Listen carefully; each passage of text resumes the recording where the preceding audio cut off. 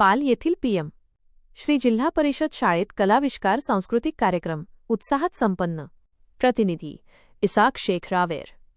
तालुक्यातील पाल येथील पीएम श्री जिल्हा परिषद शाळेत मार्च 25 रोजी कलाविष्कार या सांस्कृतिक कार्यक्रमाचे अत्यंत उत्साहात आयोजन करण्यात आले होते।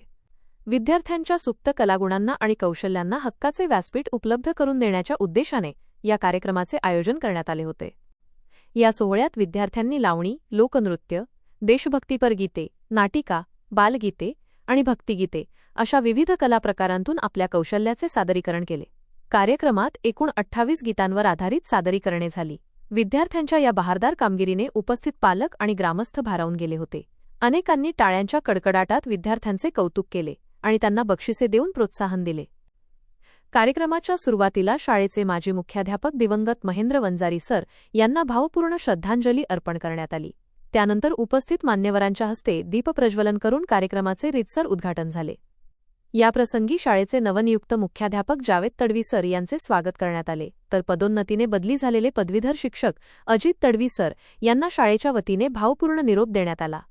या कार्यक्रमाला माजी जिल्हा परिषद सदस्या सौ गोमतीताई बारेला, उपसरपंच सौ ललिता पवार, शाळा व्यवस्थापन समितीचे अध्यक्ष नंदकिशोर चव्हाण, उपाध्यक्ष जावेद तडवी, सदस्य मांगीलाल जाधव, गोकुळ चव्हाण, उषा चव्हाण, रुक्मिणी जाधव, सगुणा भील तसेच संदीपणी शाळेचे मुख्याध्यापक राठोड सर, पुनखेडा शाळेचे मुख्याध्यापक जितेंद्र गवळी सर, जानोरी शाळेचे मुख्याध्यापक जावेद तडवी आणि डॉ. सोनाली बारेला आदी मान्यवर उपस्थित होते।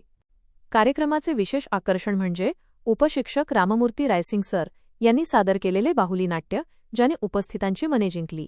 कार्यक्रमाचे सूत्रसंचालन पवन निकम सर आणि दीपक सोनवणे सर यांनी केले, तर आभार प्रदर्शन मुख्याध्यापक जावेद तडवी सर यांनी केले। हा सोहळा यशस्वी करण्यासाठी मुख्याध्यापक जावेद तडवी यांच्या मार्गदर्शनाखाली उपशिक्षक ज्ञानेश्वर मोरे, प्रदास बारेला, काळू जाधव, महेंद्र चौधरी, अंशकालीन निदेशक लक्ष्मण पवार, मोहम्मद इसाक शेख, मोहसिन भट, छाया पवार, विशाखा गौतम आणि शाळा व्यवस्थापन समितीच्या सदस्यांनी विशेष परिश्रम घेतले।